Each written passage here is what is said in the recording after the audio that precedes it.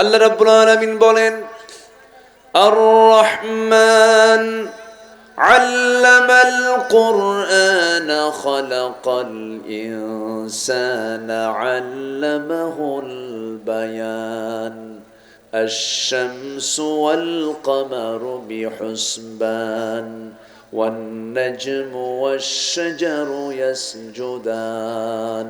জোরে বলুন আল্লাহু আকবার। তিনি রহমান, যিনি দয়া করে বান্দাকে কোরআন শিক্ষা দিয়েছেন। রহমান তিনি কে? জোরে বলেন। পৃথিবীর কেউ কে রহমান হতে পারে নাকি? রহমান শব্দটা রেহেম থেকে এসেছে। রেহেম মানে হলো জরায়ু। জরায়ু থেকে আগত সন্তান কি তার মা যতটুকু না ভালোবাসেন, তার চাইতে লক্ষ লক্ষ কোটি কোটি গুণ আল্লাহ তার বান্দাকে ভালোবাসেন। এই জন্য তার নাম হলো রহমান, যিনি দয়া করে বান্দাকে কোরআন শিক্ষা দিয়েছেন। কোরআনের কারণেই তো আমরা আল্লাহকে আমি চিনতে পারছি, জান্নাত জাহান্নামের চিত্রগুলো আমরা উপলব্ধি করতে পারছি। কোরআনের কারণেই তো আমরা কোনটা হালাল কোনটা হারাম জানতে পারছি। তাহলে এই কিতাবের জরুরত, এই কিতাবের আবশ্যকতা আছে না নাই বলেন তো? আছে। কিন্তু দুঃখ লাগে, আমার দেশের একটি সিংহভাগ অংশ কোরআন পড়তেই জানে না। কোরআন পড়তেই জানে না। এখানে কথা হচ্ছে, এখানে বাবা কথা বলা যাবে না। সিংহভাগ মানুষ কিন্তু কোরআন পড়তে পারে না। কেন জানেন? এর কারণ হলো সিলেবাসে কোরআন শিক্ষাকে বাধ্যতামূলক করা হয়নি। অথচ কোরআন পড়তে, নামাজ পড়তে গেলে সবার আগে কি লাগে? কোরআন লাগে। নামাজ আদায় করা কি? জোরে বলেন। তাহলে কোরআন, নামাজ আদায় করা যদি ফরজ হয়, তাহলে কোরআন শেখা কি? কোরআন শেখাটাও ফরজ। তাহলে নামাজও জরুরি, কোরআন শেখাও জরুরি। সম্মানিত ভাইয়েরা, আমার দেশের বহু বিসিএস ক্যাডার আছে, ওযুর ফরজ কয়টা তাও জানে না। কোরআন তো দূরেই থাকলো। এরকম করে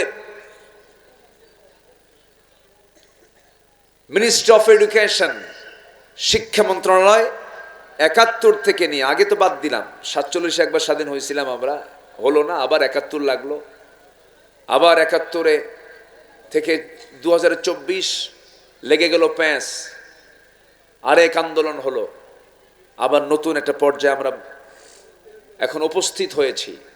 সামনে যে কি হবে আল্লাহই জানে, তবে কিচ্ছু বুঝি না। আমরা আমাদের সোজা দৌড়, ইহদিনাস সিরাতাল মুস্তাকিম। কথা একটাই, সব দেখা শেষ।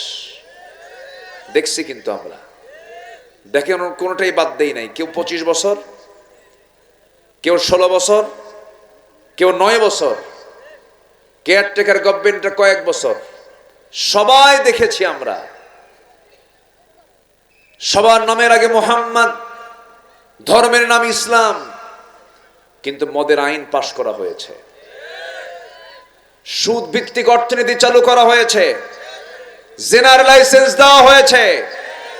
সব দেখা শেষ।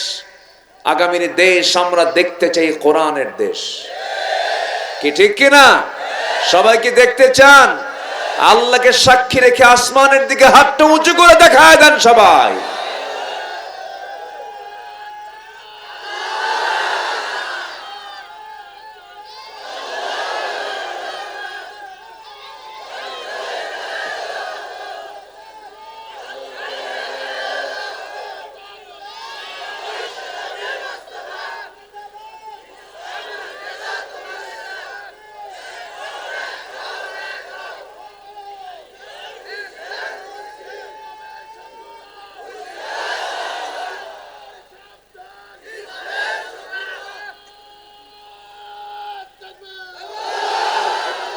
আল্লাহ কবুল করুন। জোরে বলি আমিন, আরো জোরে আমিন। আল্লাহ আমাকে একটা দিন দিয়েছেন। কি দিয়েছেন? দিন মানে কি? রাতের উল্টা দিন, ওই দিন না। এটা হলো দিন মানে হলো জীবন বিধান। বলেন তো কি নাম বলেন তো? আবার সূরা ফাতিহাতে আছে মালিক ইয়াউম। ওই দিন মানে কি? পরকাল, বিচার দিবস। কি বলেন তো কি দিবস? একই দিনের, এই দিন শব্দের 19টা ব্যাখ্যা আছে। কয়টা বলেন তো? 19টা ব্যাখ্যা, 19টা অর্থ আছে। আমি শুধু দুটা বললাম কেবল, আরো বহু আছে। তো আমি যেখান থেকে তেলাওয়াত করেছি এটা দিন নিয়েই কথা। এই দিনের আন্দোলন শুধু আমার রাসূল করেননি, সব নবীদের দিন কোনটা ছিল? আরো জোরে, আরো জোরে। ইসলাম। সব নবীর দিন কিন্তু একটাই ছিল। দাওয়াত কি দুই রকম না এক রকম? বলেন, এক রকম।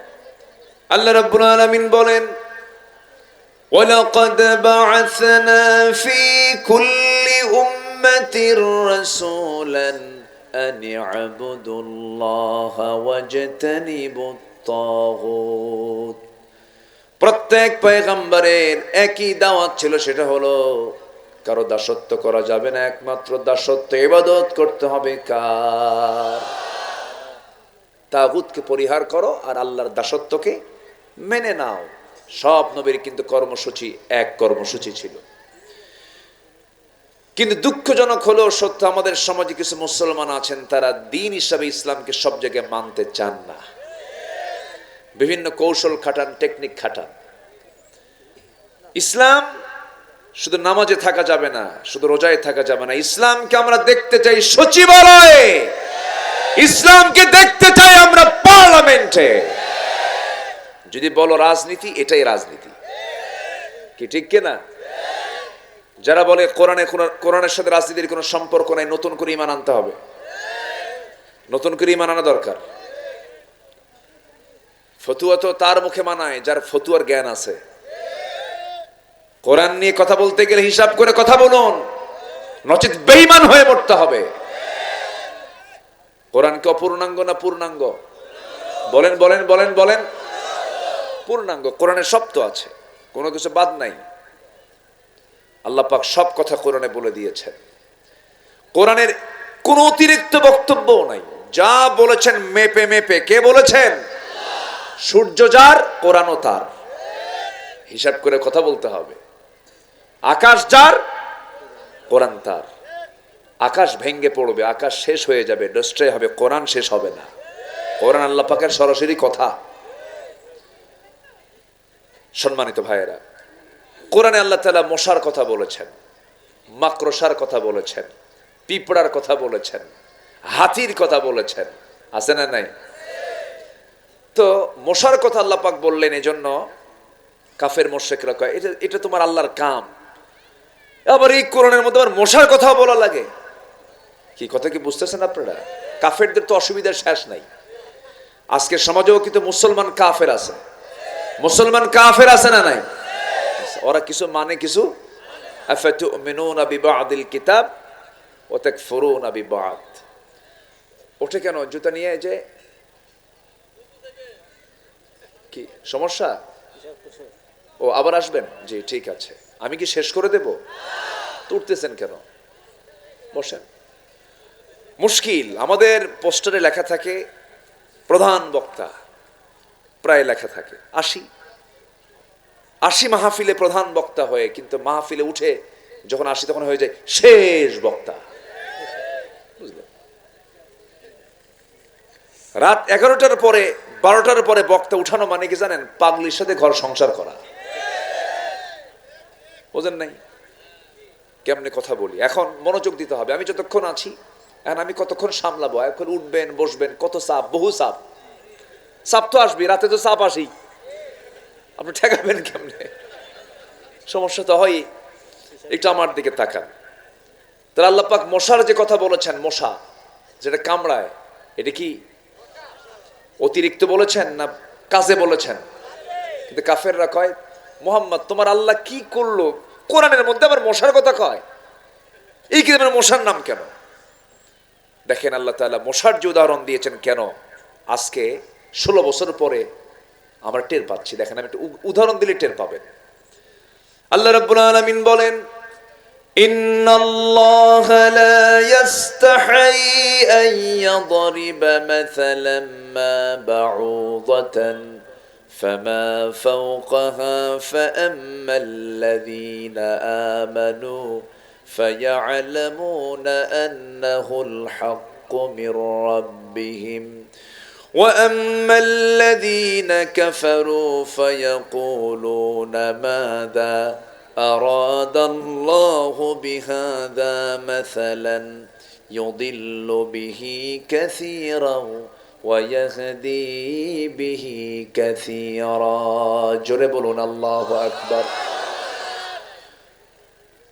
আল্লাহ তাআলা মশা অথবা তদপেক্ষা কোনো কিছুর উদাহরণ দিতে নিয়ে তিনি কখনো লজ্জাবোধ করেন না।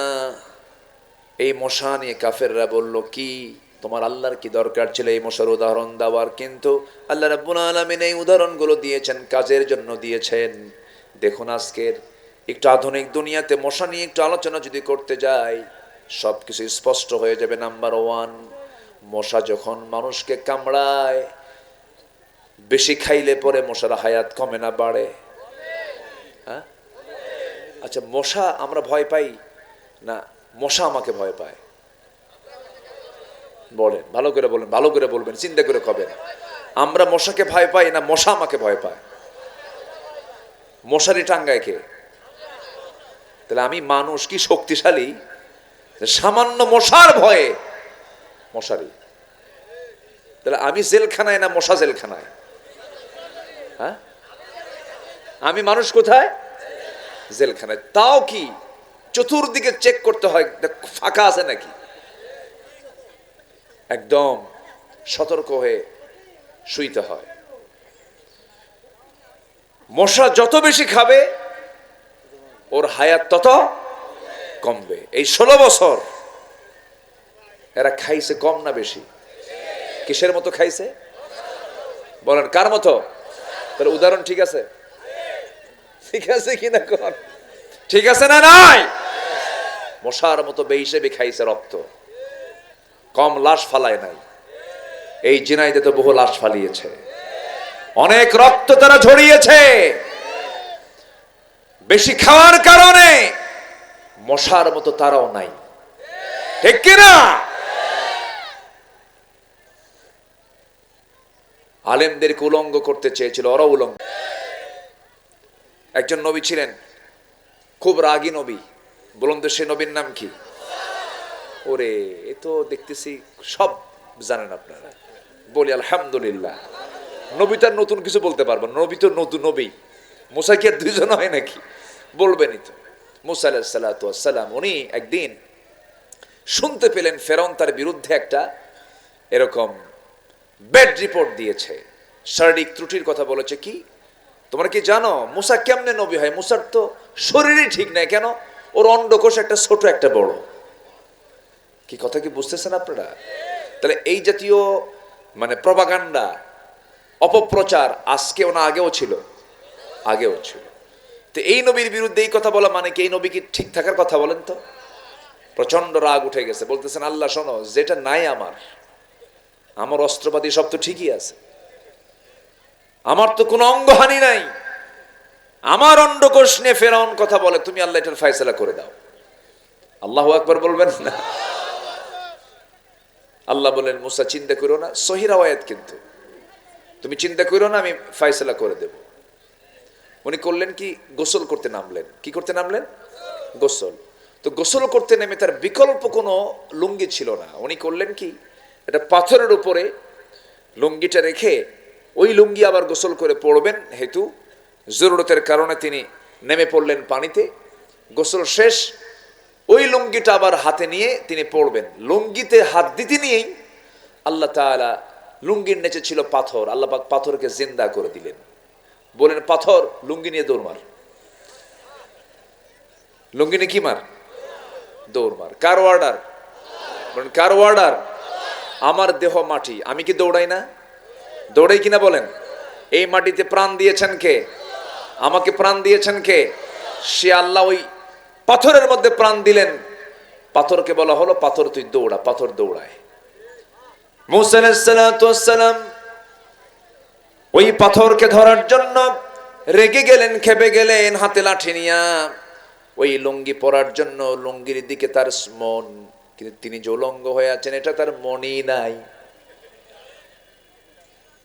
পাথরও দৌড়ায়, তিনিও দৌড়ান, সেই পাথরকে অর্ডার করেছেন আল্লাহ। সেই পাথর দৌড়াতে দৌড়াতে গিয়ে যেখানে ফেরাউন তার মন্ত্রী পরিষদ ক্যাবিনেট নিয়ে যখন পরামর্শ সবাই বসেছে, ঠিক ওই পাথরটা ফেরাউনের চোখের সামনে গিয়ে আস্তে করে দাঁড়ায় গেছে। মুসা ওই পর্যন্ত চলে গেছেন, কিন্তু খেয়াল নাই ওনার যে কিছু নাই গায়ে। এবার তিনি থেমে গেছে যখন, লুঙ্গিটা হাতে নিতে নিতেই ফেরাউন নিচের দিকে তাকায়, দেখে না মুসার সব কিছু ঠিক আছে। আল্লাহু আকবার বলবেন না? আলেমদের যারা উলঙ্গ করতে চেয়েছিল, আলেমরা এখন জাতির সামনে স্পষ্ট, আলেমদের কোনো দোষ নাই। যারা দোষ করেছে তারাই আজকে উলঙ্গ হয়ে আছে, ঠিক কিনা? দাড়ি কাটে তাও রেহাই নাই, পাজামা খুলে লুঙ্গি পরে রেহাই নাই, ঠিক কিনা? হ্যাঁ, আকাম কুকাম কম করেনি। আমাকে যে কত মাহফিল থেকে ধরে নিয়ে গেছে তার হিসাবই নাই। মাহফিল আগুন ধরায় দিছে, জানেন? পাবনার একটা মাহফিল আগুন ধরায় দিছে, আমাকে লক্ষ্য করে গুলিও করেছে। এই যে অত্যাচারগুলো তারা করেছে, মাহফিল কি অপরাধ করছে? কোন এখানে কোনো ক্ষতি হয়?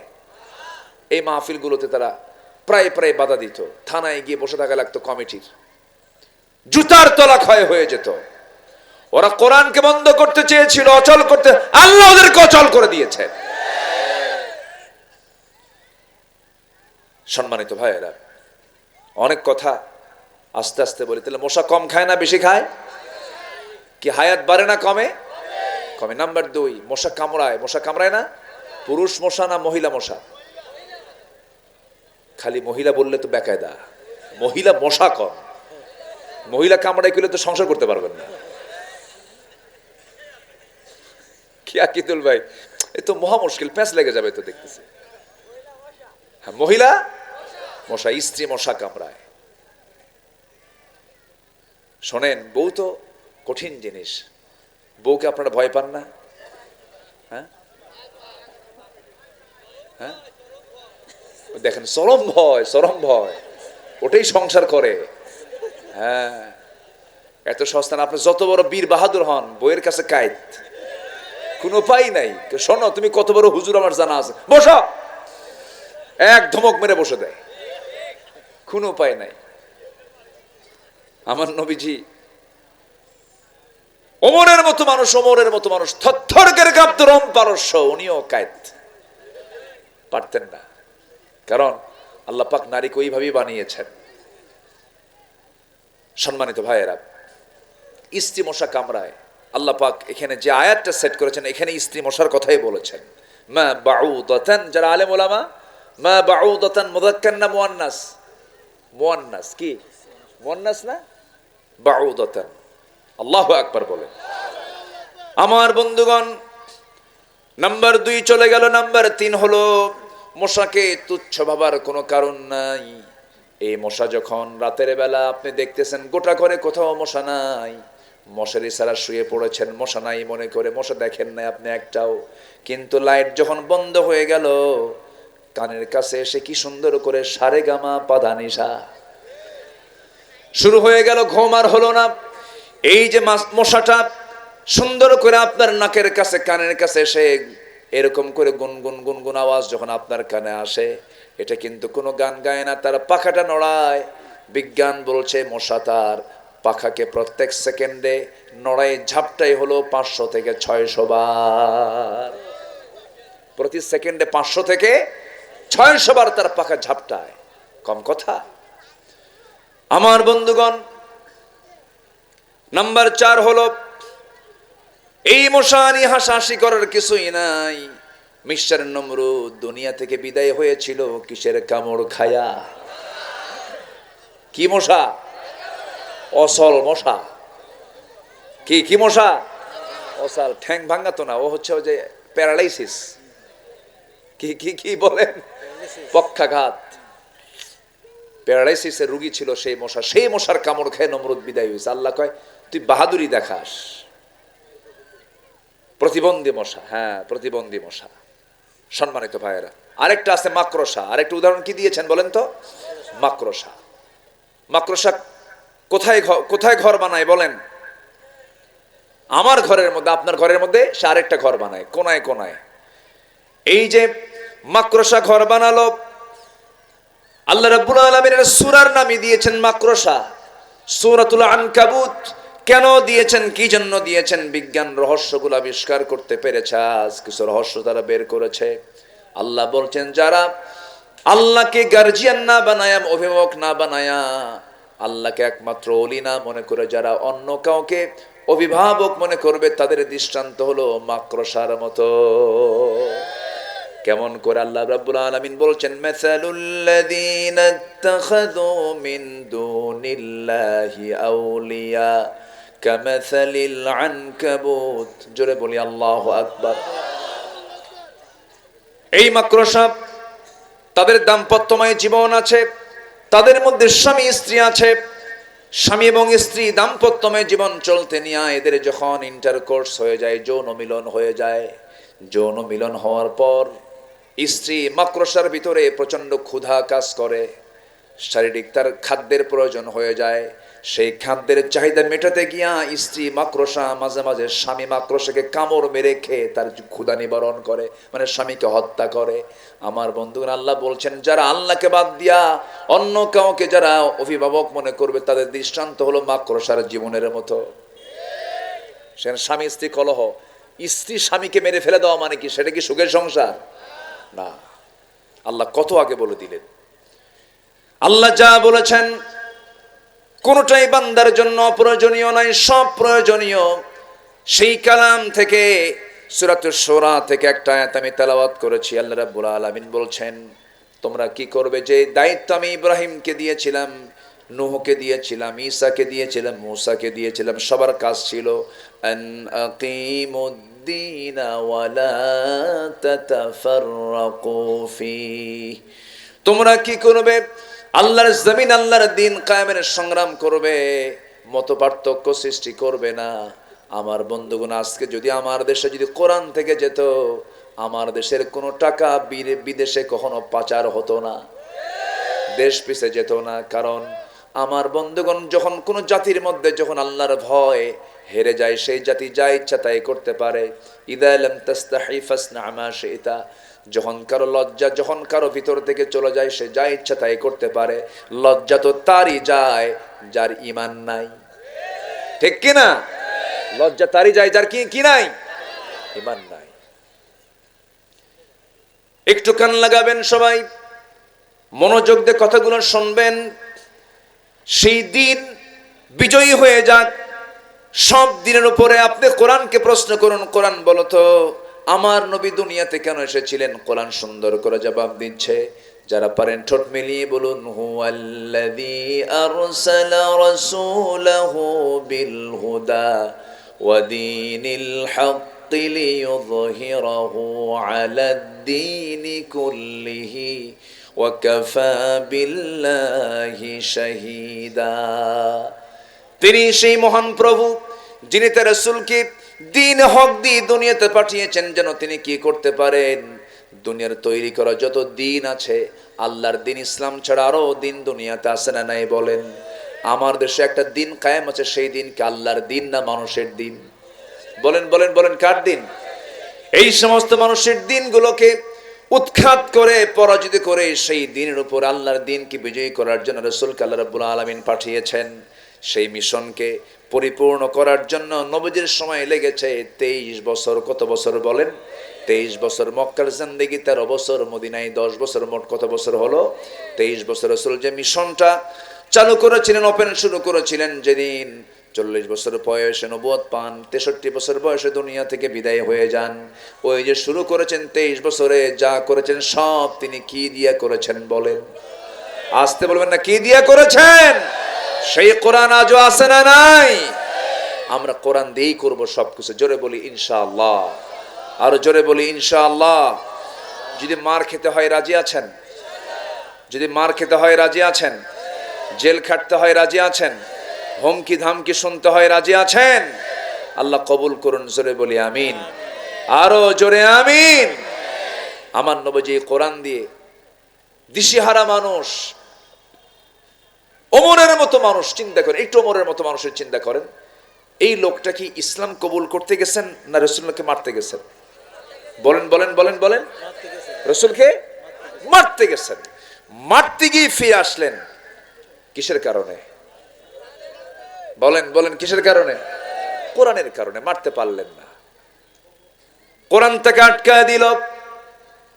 যখন তিনি শুনতে পেলেন তাহা মা আনজালনা আলাইকাল কুরআনা লিতাশকা, এই আয়াতগুলো যখন শুনলেন ওমর ফারুকের চোখের কোনা বেয়ে বেয়ে টপ টপ করে পানি পড়ে, চোখের পানিতে তার মুখ ভিজে গেল। আর মনে মনে চিন্তা করুন, আহারে কাকে মারতে যায়, এমন সুন্দর কালাম তো আমার কানে কোনোদিন আসে নাই। আস্তে করে নবীর সামনে গিয়ে নবীর পায়ের নিচে তরবারি রেখে বলতেছে, মুহাম্মদ আজকে তোমার কল্লা আমি কেটে ফেলার কথা ছিল কিন্তু পারলাম না, আল্লাহর কালাম কোরআন আমাকে বাধ্য করেছে ঈমান আনতে। জোরে বলি সুবহানাল্লাহ। আর আজকে আমরা কোরআন না বুঝে ঈমান আনছি। কোরআন, আর ওরা কোরআন বুঝে ঈমান এনেছে, আর আমরা কোরআন না বুঝেই ঈমান আনছি। এটাই হলো তফাৎ। কিছু কিছু ভাই চলে যাচ্ছেন, আমি আটকাবো না, কারণ রাত হয়েছে তো, অনেক রাত তো, শীতের রাত, মনে হয় জুলুম করতেছে আপনাদের উপরে। না জুলুম হচ্ছে না তো? আমাকে কষ্ট পেলে আমাকে মাফ করে দিবেন। আমি একটা আয়াত ধরেছি, একটু শেষ করতে হবে না ভাই? কত রাত কত দিকে চলে যায়। এই যে ভাই, এই যে একজন দুজন করে উঠতেছেন, আপনি চলে যাচ্ছেন, আমিও তো যাব। আমার বাড়ি কি আপনাদের চাইতে কাছে না দূরে বলেন তো? অনেক দূরে। গতকালকে আমার মাহফিল বেশি দূরে ছিল না, মাত্র কুমিল্লা ছিল। কোথায় ছিল? তার আগের দিন ছিলাম পাবনায়, তার আগের দিন ছিলাম সিলেটে। এই হচ্ছে আমাদের লাইফ স্টাইল। একটু বসেন না, এসেছি যখন একটু কথা শুনে যান, একটু শোনেন। এটা ফিনিশিং না হলে তো বোঝা যায় না। রাত 3টার দিকে যদি বিশ্বকাপ খেলা দেখে মানুষ, রাত 3টার দিকে উঠে উজু করে দেখে, উজু করে, হ্যাঁ, এত নিয়ত। এবং ফোন দেয়, আমার ফোন দিয়েছে 2 বছর আগে, বিশ্বকাপ খেলা, আমার ফোন দেয়, বলো হুজুর আমি আপনার খুব ভক্ত, কিন্তু হুজুর আমি ব্রাজিলের খুব ভক্ত। এটা কোনো কথা? রাত 3টার দিকে উঠে বিশাল বিলবোর্ডে দেখতেছে তার দল জিতলো না হারলো, মানে খেলা হয় ব্রাজিলে আর লাশ পরে ব্রাহ্মণবাড়িয়ায়। মরছে তো, মরে, প্রায় মরে। ব্রাহ্মণবাড়ি এমনি কথা বলতে বলতেই মরে। তবে হরিণাকুণ্ডার নাম না কোথায় যেন শুনছে, শৈলকুপা নাকি, খালি কোপা কপি করে যায় কোথায়। ও যাই হোক, কোপা কপি এদিকেও আছে কিছু। আচ্ছা যাই হোক, আল্লাহ আমাদেরকে হেফাজত করুন। জোরে বলি আমিন, আরো জোরে আমিন। ঝিনাইদহের মানুষ ইসলামকে চায়, আমি ঝিনাইদহ চিনি। ঝিনাইদহের মানুষ কোরআনকে চায়, ইসলামকে চায়। আমার বিশ্বাস টুডে এন্ড টুমরো বাংলার জমিন আল্লাহর দিন কায়েম হবে, হবে ইনশাআল্লাহ। আল্লাহ কবুল করুন। জোরে বলি আমিন। আল্লামা সাঈদীর রক্ত যখন ঝরেছে, ইসলাম কায়েম হবে ইনশাআল্লাহ। উনি যখন বলেছেন, কতদিন আগের কথা, 25 বছর আগের কথা, মা বাবা দিল্লি গিয়ে পড়বা, সোজা দিল্লি গিয়ে পড়ছে। পালানোর জন্য একটি ইঁদুরের গর্ত খুঁজে পাবা না, ইঁদুরের গর্ত খুঁজে পায় নাই, কলার পাতায় শুয়েছিল। ঠিক কিনা? ওনারও আরেকটু উনি ওসিয়ত করে গেছেন, ভবিষ্যৎবাণী করে গেছেন। যদিও গায়েবের মালিক কোনো বান্দা নয়, কিন্তু আল্লাহ ওয়ালা লোকের কথা সহি হয়, মিলে যায়। আল্লাহ পাক তাদেরকে বুঝায় দেন, জানায় দেন। উনি বলেছেন, আমার বিশ্বাস গোটা পৃথিবীর ভিতরে সবচেয়ে সম্মানময় রাষ্ট্র হলো ইসলাম। ইসলামী রাষ্ট্রের দিক থেকে আমার বাংলাদেশ, আমার বাংলাদেশ, আমার বাংলাদেশ। আল্লাহ কবুল করুন। জোরে বলি আমিন। কষ্ট পাচ্ছেন মনে হয়? দিনকার আসলে দিনকার আল্লাহর দিনের মাঝে কোনো প্যাঁচ লাগানো যাবে না। ইসলাম মানবো আমরা 1 আনা না 16 আনা, 16 আনা মানতে হবে। সেই ইসলামকে মানতে নিয়ে যদি হুমকি ধামকি আসে, যা আসে আসুক, আমরা কাউকে পরোয়া করব না। আমরা পরোয়া করব একমাত্র কাকে? আল্লাহকে। সেই ইসলামী স্টেট, ইসলামী রাষ্ট্র গঠনে আমার নবীর কিছু আদর্শ আছে এবং আমাদের কিছু করণীয় আছে। আমি একটা একটা করে 12টা পয়েন্টে কথা বলবো। নুরু, ওয়াজ কি শেষ না শুরু? ওয়াজ কিন্তু শুরু কেবল, অনেক কথা আছে। একটু পয়েন্টের দিকে আসে আস্তে আস্তে। তাফসীর মাহফিল তো ব্যাখ্যামূলক কথা না বললে তো মাহফিলের হক আদায় হবে না। এখন আসেন, শারআ লাকুম মিনাদ দীনি মা ওয়াসা বিহি নূহা আন আকিমুদ দীন ওয়া লা তাতাফাররাকু ফি। আমি শর্ট করে বলছি, আমার নবীজি কি সুন্দর করে এমন সুন্দর একটা রাষ্ট্র তিনি গঠন করলেন, এমন সুন্দর একটি সমাজ তিনি গড়ে তুললেন যে রাষ্ট্রের একটা উট পর্যন্ত নিরাপদে ছিল। বলেন আল্লাহু আকবার। রাসূল একদিন উটের সামনে দাঁড়ালেন। কিসের সামনে? একটা উটের সামনে। উট কান্দে, উট কাঁদতে কাঁদতে নবীর কাছে এসে থেমে গেল। নবীজি উটের মাথায় হাত দিলেন। উট বলতেছে, হুজুর, আমার মালিক আমাকে না খায়া রাখে, আমার মালিক আমাকে খাবার দেয় না। আমার নবীজি বললেন, ও আমার সাহাবীরা কে আছো, মার রাব্বু হাদাল জামাল, এই উটের মালিকটাকে, তাকে ডেকে আনা। আমার সামনে ডেকে আনা হলো। রাসূল বললেন, শোনো ও আমার সাহাবী, এই উট আমার সামনে কেঁদে কেঁদে তোর বিরুদ্ধে অভিযোগ দিচ্ছে, তুই নাকি খাওয়াস না। এই জনপদে শুধু মানুষ নয়, একটা মানুষকেও কখনো জুলুম করা যাবে না। আল্লাহু আকবার বলেন। রাসূল কি রাষ্ট্র গড়ে তুলেছিলেন। ইসলামী রাষ্ট্রের এক নম্বর দিক হলো, আমার রাসূল বলেছেন, যেটা করেছেন সেটা হলো তাওহীদ প্রতিষ্ঠা করেছেন। কি প্রতিষ্ঠা করেছেন? তাওহীদ। যেখানে কোনো শিরিক থাকবে না, কোনো মাজার থাকবে না, কোনো মাজারের সেজদা থাকবে না। যেখানেই সেজদা সেখানে পিটায়া সোজা করতে হবে, ঠিক কিনা? যারা সেজদার পক্ষে, কবর পূজার পক্ষে যারা, ওদেরকে পিটায়া সোজা করা দরকার, হাত পা ভাঙ্গে গুঁড়া করা দরকার। তুই আল্লাহর বিরুদ্ধে কথা বলিস, সেজদা কাট, বিচার ইনসাফ। সাইয়েদনা ওমর ফারুক বলেন, তাহলে বুঝায় দাও। এবার বিচারপতি বুঝায় দিচ্ছেন, আপনি আমার সামনে এখন কথা বলতেছেন সুস্থ শরীরে, আপনি এখান থেকে সুস্থ শরীরে বাড়ি পর্যন্ত ফিরবেন, তার গ্যারান্টি কি? গ্যারান্টি নাই। যেহেতু আপনার জীবন, আপনারও গ্যারান্টি নাই, ঘোড়ারও জীবন, ঘোড়ারও গ্যারান্টি নাই। কেনা বেচা হয়ে গেছে, যান এখন অসল ঘোড়াই নিয়ে যান। অসল ঘোড়া নিয়ে ওমর ফারুক ফিরলেন বাড়িতে। পরের দিন মজলিসে শুরার বৈঠকে বললেন, তোমরা কি জানো এক বিচারপতি পাইছে আমি, লোকাল বিচারপতি, সে আমার বিরুদ্ধে রায় দেওয়ার সাহস নেয়, ওকে লোকাল বিচারপতি না বানায় প্রধান বিচারপতিতে বানায় দিলাম। আল্লাহু আকবার বলেন। আর আমার দেশের বিচারপতি বিরুদ্ধে গেলে পাগলা বানায় বাইরে পাঠায়, জানেন না? এস কে সিনহা, সুরেন্দ্র কুমার সিনহা, এখনো তো আসেই নাই দেশে, দেশ থেকে তাড়ায় দিল। ওকে দিয়ে রায় দিল, দেওয়াল, আবার ওকেই তাড়ায় দিল। এরা পারে না অভিনয়, এমন নাটক নাই যা তারা পারতো না। এখন নাটক শেষ। নাটক কি? শেষ হয়ে গেছে। আমার বন্ধুগণ, 12টা পয়েন্ট, সব পয়েন্টগুলো বলতে পারবো না। নাম্বার 4 হলো, রাসূল সামাজিক দায়িত্ব পালন করেছেন তার রাষ্ট্রে, দরিদ্রদের পাশে দাঁড়িয়েছেন। আমার নবীর সবচেয়ে বড় এজেন্ডা ছিল সিম্পল মানুষদের পাশে সেবা করা, তাদের পাশে দাঁড়ানো। আমার নবীজি দরিদ্রদের ব্যাপারে খুব চরম যত্নশীল তিনি ছিলেন, যাকাতের ব্যাপারে খুব যত্নশীল ছিলেন, গরিবদের হকের ব্যাপারে খুব যত্নশীল ছিলেন। এতিম কোন সন্তানকে দেখলে কোলের মধ্যে জড়ায় নিতেন, কারণ আমার নবী ছিলেন এতিমদের সর্দার। জোরে বলেন সুবহানাল্লাহ। একটা এতিম শিশু হেঁটে হেঁটে যাচ্ছে, আমার নবীজি দেখে ফেললেন, চট করে জড়িয়ে ধরে বলছেন, তোমার বাবা কই? বাবা তো আমার নাই, বাবা মারা গেছে। আস্তে করে কোলের মধ্যে নিয়ে, ঘরের মধ্যে নিয়ে বলছে, আয়েশা দেখো কি বাচ্চা নিয়ে আসলাম। এবার বলে ফেললেন, শোনো সন্তান, আজকের থেকে এই যে আয়েশা তুমি দেখতে পেতেছো, এই মহিলাটা হলো তোমার মা, আর আমি বিশ্বনবী হলাম তোমার বাবা। জোরে বলে সুবহানাল্লাহ। রাসূল এমন করে সমাজের দায়িত্বগুলো পালন করেছেন। কিন্তু আজকে দুঃখজনক হলো সত্য, আমরা অনেক সময় অসচেতন হয়ে পড়ি। গ্রামে যে সন্তানটা এতিম, তার প্রতি কারো কোনো গুরুত্ব থাকে না, ঠিক কিনা বলেন? এতিম, বিধবা, এরা হয়ে যায় সমাজের বোঝা। অথচ এতিমদের পাশে, বিধবার পাশে সবচাইতে বেশি পাহারার মতো ছিলেন মুহাম্মদ সাল্লাল্লাহু আলাইহি ওয়াসাল্লাম। ওয়ালা তাকরাবু মালাল ইয়াতীম, আসে না কোরআন শরীফে? আছে না নাই? আচ্ছা, আমরা এগুলো খেয়াল করব। জোরে বলি ইনশাআল্লাহ। আমরা কি ফজর পড়বো না ইনশাআল্লাহ? সবাই কি ফজর পড়বো?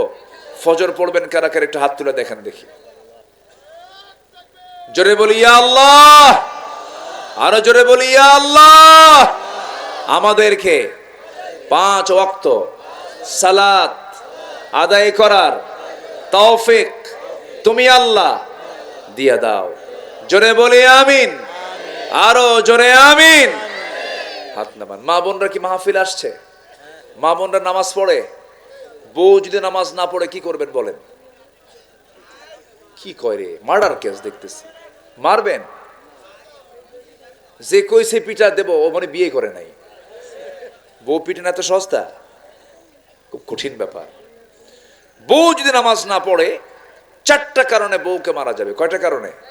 4টা কারণে বলবো, কি মারবেন? এই জন্য শুনবেন, বউকে 4টা কারণে মারা যাবে। আমার মাদের এখন মনে মনে চিন্তা হল, হুজুর আপনার লাইন তো ঠিকই ছিল, এখন আবার বেলাইনে গেলেন কেন? কলিজায় পানি নাই। 4টা কারণে শাসন করবেন স্বামী তার স্ত্রীকে। নাম্বার 1 হলো যদি 5 ওয়াক্ত নামাজ না পড়েন। নাম্বার 2 হলো রমজান মাসের যদি রোজা না রাখেন। নাম্বার 3 হলো স্বামীর যদি আনুগত্য না করেন। নাম্বার 4 হলো পর্দায় যদি না থাকেন। এই 4টা কারণে প্রত্যেক স্বামী তার স্ত্রীকে শাসন করতে পারবেন, কিন্তু শর্ত হলো মারতে গেলে তারা পকেটে থাকা যে মেসোয়াক আছে, মেসোয়াকের দৈর্ঘ্য হলো 9 ইঞ্চি। 9 ইঞ্চি মেসোয়াক দিয়ে তাকে মারতে পারবেন। কিন্তু মারতে গেলে মুখে মারা যাবে না, চোখে মারা যাবে না, কপালে মারা যাবে না, নাকে মারা যাবে না, ঠোঁটে মারা যাবে না, বুকে মারা যাবে না। মারবেন কই? কই মারবেন আপনি? এখন 9 ইঞ্চি মেসোয়াক দিয়ে যদি কোনো স্বামী তার বউকে মারতে নেয়, ওই দৃশ্য যদি কেউ দেখে বলবে ওটা কি রাখবে না হাসবে? কে ওরকে আদর করে না মারে? চান্সে ছিলেন, উপায় নাই। আমাদের মাদের কলেজে এখন পানি আসছে, হুজুর আপনি খুব ভালো। মারার কোনো কায়দা ইসলামে নাই। রাসূল মেরেছেন, একটা হাদিসও আপনি কেউ দেখাতে পারবেন না। যারা সন্তানের সামনে বউ পিটায়, সন্তানগুলো বড় হলে বাপরে পিটাবে। ঠিক না এগুলো? এগুলো ঠিক না। কখনো এগুলো করবেন না। আল্লাহ তুমি প্রত্যেকের দাম্পত্যময় জীবনকে সুখময় করে দাও। স্বামী স্ত্রীর সম্পর্ক তুমি আদম হাওয়ার মতো বানায় দাও। স্বামী স্ত্রীর সম্পর্ক তুমি আল্লাহ নবী, আমার নবী সাল্লাল্লাহু আলাইহি ওয়াসাল্লাম এবং আম্মা জান আয়েশার মতো দাম্পত্যময় জীবন সুখময় করে দাও। জোরে বলে আল্লাহুম্মা আমিন। পর্দার কথা বলবেন, বউকে বুঝায় বলবেন, দেখো একই দুনিয়ায় থাকলাম, জান্নাতে একসঙ্গে থাকতে চাই, একই জান্নাতে থাকবো, নামাজটা পড়ো। পড়বে নামাজ, আল্লাহু আকবার বলেন। মেয়েদের কলিজা ছোট, মেয়েদের কলিজা তো দুর্বল, খুব সফট, তারা একটু পাম্পম দিবেন দেখবেন যে সব গলে গেছে, ঠিক হয়ে গেছে। বলি আলহামদুলিল্লাহ। মেয়েরা খুব সফট মাইন্ডের হয়, একটু বুঝাবেন, একটু বুঝায় বললেই সব হয়ে যাবে। আল্লাহ তুমি কবুল করো। জোরে বলি আল্লাহুম্মা আমিন। আমি কথার কেমনে বাড়াবো, অনেক রাত হয়ে গেছে, যতটুকুন হয়েছে আমরা বলে ফেলি আলহামদুলিল্লাহ। কারণ ফজরের নামাজ আমরা পড়বো, আমরা সব দিকে খেয়াল করব। আল্লাহ তুমি আমরা যতটুকু শুনলাম আমাদের আমল করার তৌফিক তুমি আল্লাহ দিয়ে দাও। জি, যে যেখানে আছেন বসে পড়ুন, আমরা আল্লাহর কাছে চাবো। সবাই বলি সুবহানাকা আল্লাহুম্মা ওয়া বিহামদিকা আশহাদু আল্লা ইলাহা ইল্লা আনতা আস্তাগফিরুকা ওয়া আতুবু ইলাইকা। চিৎকার মেরে বলি ইয়া আল্লাহ, ইয়া রহমান, আমাদেরকে জীবনের সকল গুনাহ মাফ করে দাও। আয় আল্লাহ তাআলা, আমাদের জীবনের সাগীরা কবীরা, ছোট বড় সব গুনাহ তুমি আল্লাহ মাফ করে দাও। জোরে বলুন ইয়া রাব্বাল আলামিন, ইয়া রাব্বাল আলামিন। কষ্ট পেলেন মনে হয় নাকি? অনেক রাত হয়েছে, অনেক মা বোন ছোট্ট ছোট্ট বাচ্চা নিয়ে আসছে, এবং এই রাতে আমার এই মাইকের আওয়াজ অনেক অসুস্থ লোকের কানে যদি যায়, সে মনে মনে বদদোয়া করবে, হুজুর ওয়াজ শেষ করবে কখন? এগুলো বিষয় তো সব দিকে আমরা খেয়াল করি। অনেকে তাহাজ্জুদের নামাজের হয়তো নিয়ত করে ফেলছেন, এই মাইক আওয়াজ যাচ্ছে, সব দিকে আমরা তাকাবো। আল্লাহ তাআলা, হ্যাঁ একটা গজল হবে, আচ্ছা দেখা যাক, দেখি ইনশাআল্লাহ। জিকির করি সুবহানাল্লাহ আলহামদুলিল্লাহ, আরো জোরে লা ইলাহা সুবহানাল্লাহ আলহামদুলিল্লাহ, লা ইলাহা, আরো জোরে লা ইলাহা সুবহানাল্লাহ আলহামদুলিল্লাহ, আরো জোরে লা ইলাহা সুবহানাল্লাহ আলহামদুলিল্লাহ, লা ইলাহা, লা ইলাহা ইল্লাল্লাহু মুহাম্মাদুর রাসূলুল্লাহ। সাল্লাল্লাহু, কোন গজল কি বললেন? আচ্ছা, উনি একটা গজল বলতে বলেছেন, রাসূল আমার ভালোবাসা, রাসূল আমার আলো আশা, রাসূল আমার প্রেম বিরহের মূল আলোচনা, রাসূল আমার কাজে কর্মে অনুপ্রেরণা, রাসূল আমার ভালোবাসা।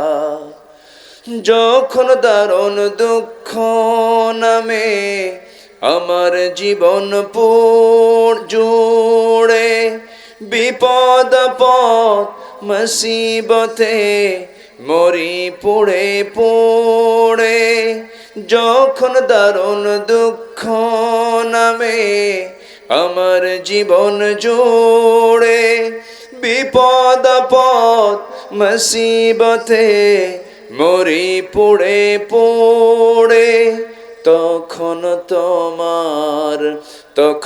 তোমার শৈশব কৈশোর যোগাই সান্ত্বনা, রাসূল আমার কাজে কর্মে অনুপ্রেরণা, রাসূল আমার ভালোবাসা।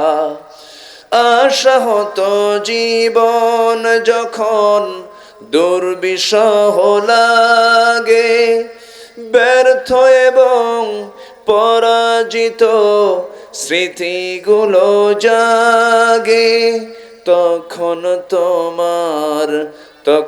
তোমার বদর উহুদ জোড়াই যন্ত্রণা, রাসূল আমার কাজে কর্মে অনুপ্রেরণা, রাসূল আমার ভালোবাসা। বলি, রাসূল আমার ভালোবাসা, রাসূল আমার আলো আশা, রাসূল আমার প্রেম বিরহের মূল আলোচনা, রাসূল আমার কাজে কর্মে অনুপ্রেরণা।